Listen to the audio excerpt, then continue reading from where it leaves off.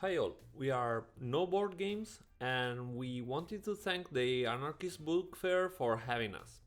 Let me introduce No Board Games. We are a small collective based on two passions that we have in common, activism and board games.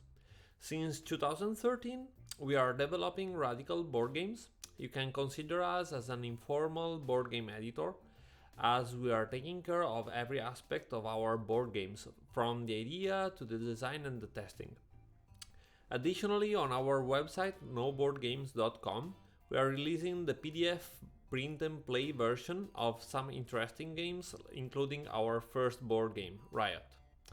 Our urge to start the No Board Game project came from the observation that our real-world social fights are often represented in many cultural products like music or in literature, but they are completely absent in the board game culture.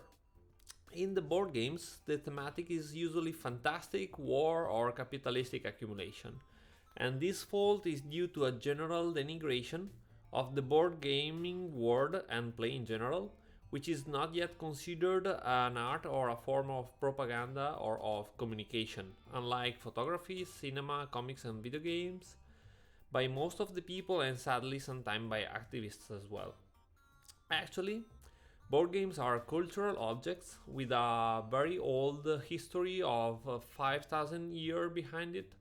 At the dawn of time, it was probably connected with religion and the prediction of the future by aristocrats and shamans. For example, Senet, one of the oldest known board games, was found inside Egypt's pharaoh's tombs and was a game based on the outcome of dice. Many of these games were based on luck. A simple roll of the dice could mean divine benevolence, and over the years they became a popular passion, gambling. Unfortunately, over the past century, all these elements simply jumped from the religion to the hands of the market and the consumerism, with the consequent development of commercial board games, banal at best. Some of these board games reproduce the status quo, but they can be more dangerous. Many board games spread militarist and colonialist ideas with a typical false neutral appearance. On the other side, radical activism or even politics in general are treated in very few board games. And here go some example. For example, the Landlord's game by Elizabeth Maggi from 1903, which was later sold and re-implemented by as Monopoly, was originally a real denunciation against the monopoly of land and of capital. In 1909, Women's Social and Political Union created Suffragetto, in which the goal of the suffragettes is to break through police lines and enter the House of Commons, while at the same time preventing the police from entering Albert Hall. On the other side, the police objective is to stop them. Then in 1978, Professor Bertel Ohrmann created Class Struggle, in which the workers move around the board while trying to survive against the capitalist player who control everything. Today we know about our first game, Riot, from 2015, then Block by Block from 2016, Zona Defend from 2017, and Tierra y Libertad, the Mexican Revolution board game, from 2018. But the list should probably be longer, as board game culture is expanding and with it also radical board game culture. So, coming back to the history of our collective. In 2013, we playfully started to develop our first political board game, Riot: Cast the First Stone.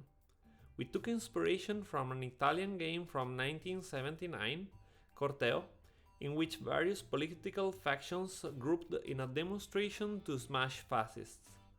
In Riot, we simplified and updated the concept of the game to the contemporary guerrilla dynamics, resulting in a completely new and completely original board game.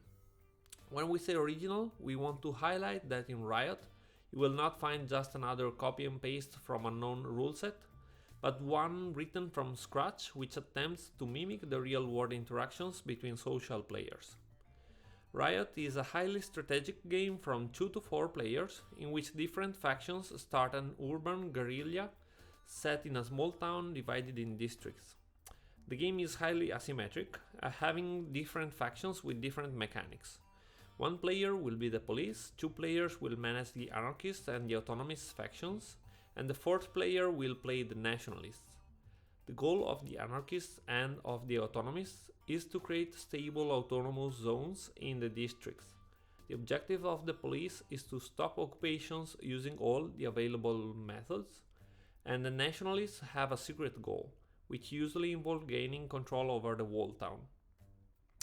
Then in 2014 in order to obtain the funding for producing the real game, we ran a crowdfunding campaign. The campaign was successful thanks to 170 backers and a big communication effort on our side. Then we contacted with an industry present also in Italy, and we got the game boxes fabricated. We fabricated 1000 boxes, which is the bare minimum when it comes to industrial production. The selling of these boxes allowed us to recover from the expenses needed for realizing such a project, like the graphic designer, boxes production itself, the website, etc. etc. Then, enriched from the experience from Riot and from the lessons learned, this year we got motivated and we started developing a new board game called the Fully Automated Board Game. It is a fast party game from 5 to 10 players, featuring robots, workers' unions, automation, ludism, strikes, and collectivization. 2 of the players will impersonate 2 greedy capitalists, competing for the largest accumulation of capital.